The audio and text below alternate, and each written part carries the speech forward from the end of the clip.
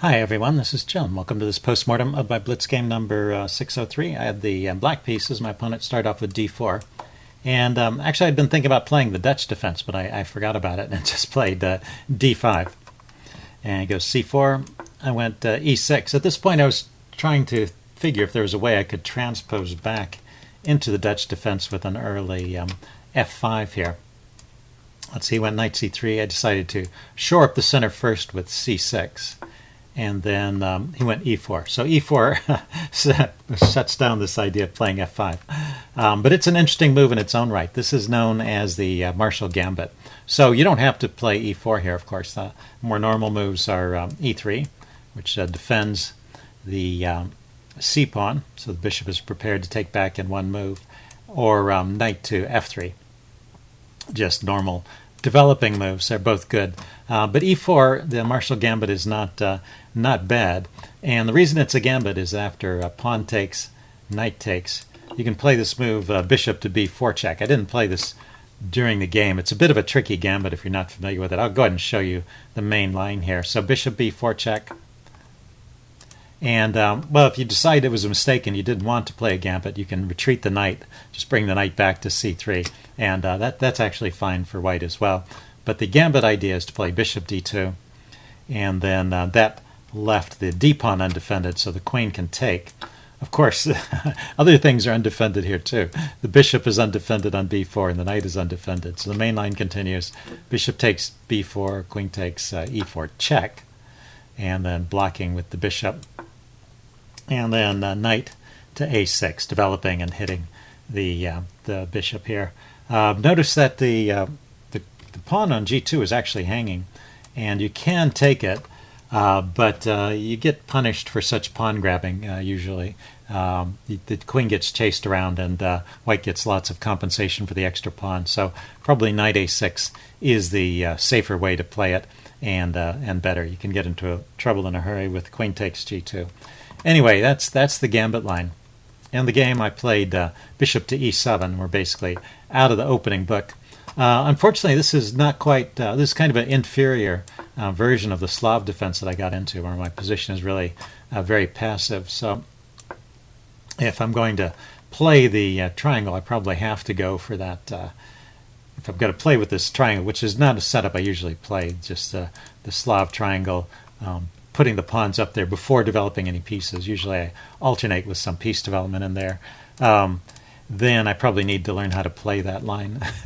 Anyway, I'm doing the normal developing moves, knight bd7, shoring up the knight on f6, it castles. And then I trade here, which is a very typical idea, and hit the bishop. So, you gain a tempo by hitting that piece, but he hadn't ever committed his queen, and so he's able to set up this battery with the queen and the bishop. He's able to drop the bishop back to c2 and put the queen in front, and set up this checkmating battery very efficiently. And so actually there's a pretty strong attack brewing here, and white has a significant advantage. Let's see, I play h6 to keep the bishop out of the g5 square. He goes bishop f4. I go c5. And now he makes a mistake.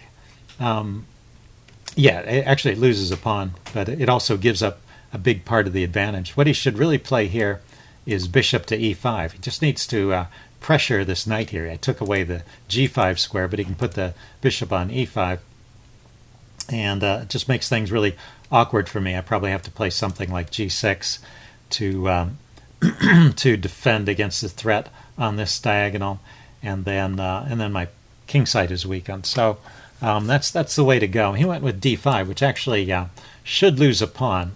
Let's see, I took, he took, and then I could just take back with the queen here. The thing is, the knight is tied down defending h7 from the mate threat, but it can also help with queen takes d5 here, because the only way for white to take advantage of that is to take back with the queen, and then the knight is free to move. So it's perfectly safe to take that pawn, and I probably should. Although I'm still okay after bishop d6. It's still about an even game here. He hops in with knight e5.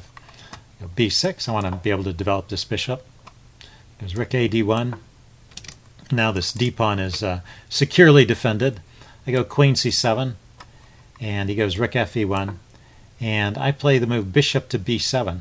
And right here, here's your first tactical quiz. It's white's turn to move, and there's one move that wins here. So why don't you see if you can find the winning move for white right here. Okay, I'm going to give the answer away now. The winning move is knight to g4. Just put more pressure on that knight. And now no matter how I block the diagonal, my queen is, I've moved my queen away from defense of the knight. So after knight g4, if I try to block the diagonal with g6, that just loses the knight. The chess engine suggested a move knight to e5, which blocks the diagonal, but just for one move, because then queen takes. So I lose a piece no matter what, but then maybe I can throw in I can throw in f5 there. Let's see what would happen after f5.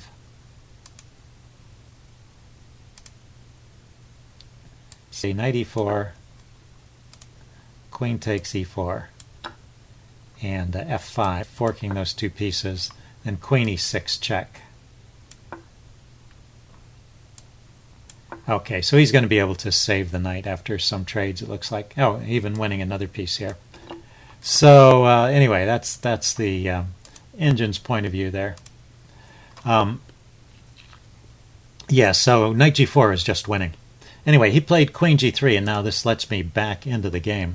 I can go knight h5, hitting his queen, queen round back, and now I get in the move f5, where it's supported by the rook, and so this battery is not enough to break down that pawn. And I'm doing okay here, although the position is about even. It's his next mistake that really gives the game away. He plays knight to g6, and this just loses a piece. I can take.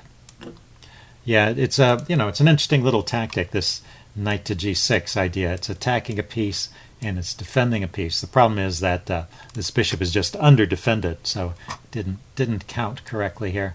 And also when I take with the knight, he doesn't have time to grab the rook because my knight is hitting his queen. So he's got to take back.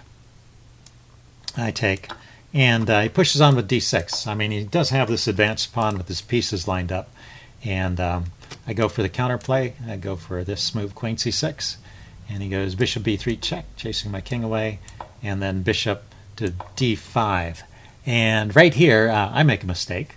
I should really just grab that bishop. Well, I mean, it's a trade. I have a bishop and a queen, so I take, he takes, I take, he takes, and I give up that bishop and that queen for that queen and that bishop. And it's just an even trade, but I go into an endgame with an extra piece, and that would be the simplest way to win. I play queen d7, and I didn't notice his reply here until after he made it. Rook e7, skewering my queen and getting his piece back. But fortunately for me, in this position, I can round up a few pawns. So he gets his piece back. Cancel that. He gets his piece back, but I get 2 pawns. And then I retreat the bishop back to e5 so it doesn't get trapped over here on the h2 square with the move like g3. So, but I had time. There's no great discoveries with the knight here. And so I'm 2 pawns up at this point, and probably still a winning advantage, although it would be a long game if he played correctly. I went with, let's see, oh, it's white's turn. White went with queen f3. I went with queen f6, looking to come over here. I'm already thinking about this move.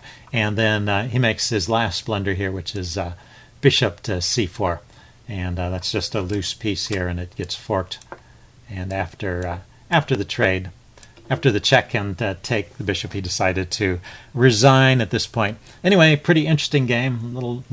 A series of little mistakes there, and the game swung back and forth. But well, it shows how you have to be alert to take advantage of those mistakes and strike when they are available. Anyway, I hope you guys enjoyed this. Leave any comments you have in the section below, and I will see you again soon.